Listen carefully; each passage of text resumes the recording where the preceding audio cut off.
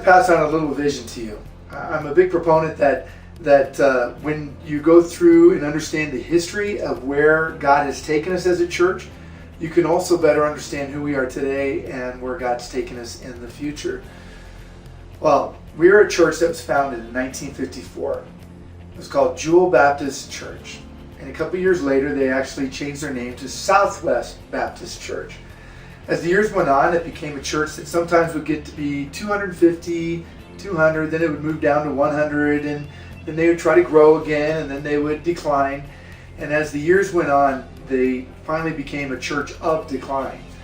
By 1999, there was only about 90 people, most of them senior citizens, that would call Southwest Baptist their home church. But there was something special about these people. Though they knew that maybe the culture had passed them by, and though they knew that maybe they weren't as relevant to the culture as they should be, that didn't stop them from desiring to actually still reach the culture. Many of them wanted to reach their grandkids and their kids, and they wanted to reach people they didn't know. They just didn't know how to do it. Well, they decided to call up a young pastor in California, a college pastor, which was me, and ask me to become their senior pastor. Well, to be honest with you, I really didn't have any desire to be a senior pastor at that time, or a desire to be a senior pastor of a church of seniors.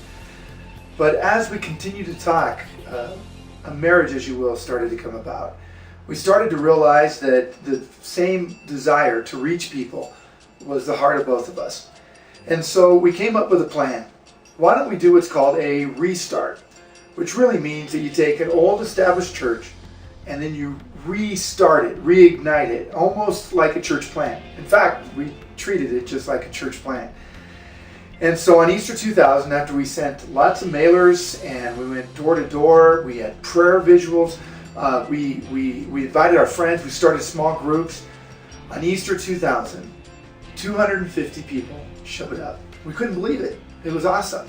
Well, as these years have gone on, we've actually found ourselves growing numerically and spiritually in ways that we couldn't imagine. We ended up having to move into a new building in 2003, continue to grow and outgrow our building, and so we came up with another concept. We need to be a church that plants churches. I don't know if you've heard this statistic before, but it's pretty daunting.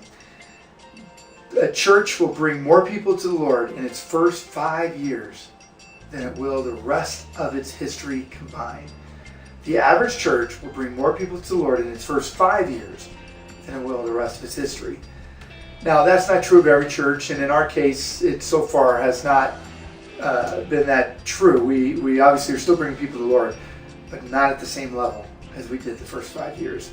So, church planting is the way to go. Each church that we plant actually has been growing and growing and growing. What we do is we send 100 people off, and we send them with a pastor, and we go, here you go. And so far we have 3 churches that have been growing very well, and we have right in the plans to do another one by year 2012. Also, the other concept we have is that we're a mission-minded church. We believe that God cares about the world. And so inside of our church, we're raising up missionaries and sending them out. That's who we are. That's our heart. I wanted to pass on a little bit of that vision to you so you can understand where we've been, who we are today, and where God is growing us in the future.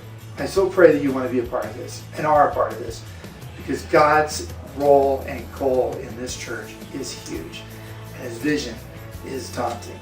And we need all of us to be on board to make sure that we reach this world for Jesus Christ. Thank you for your commitment, and thank you for blessing this church. May we continue to bless you.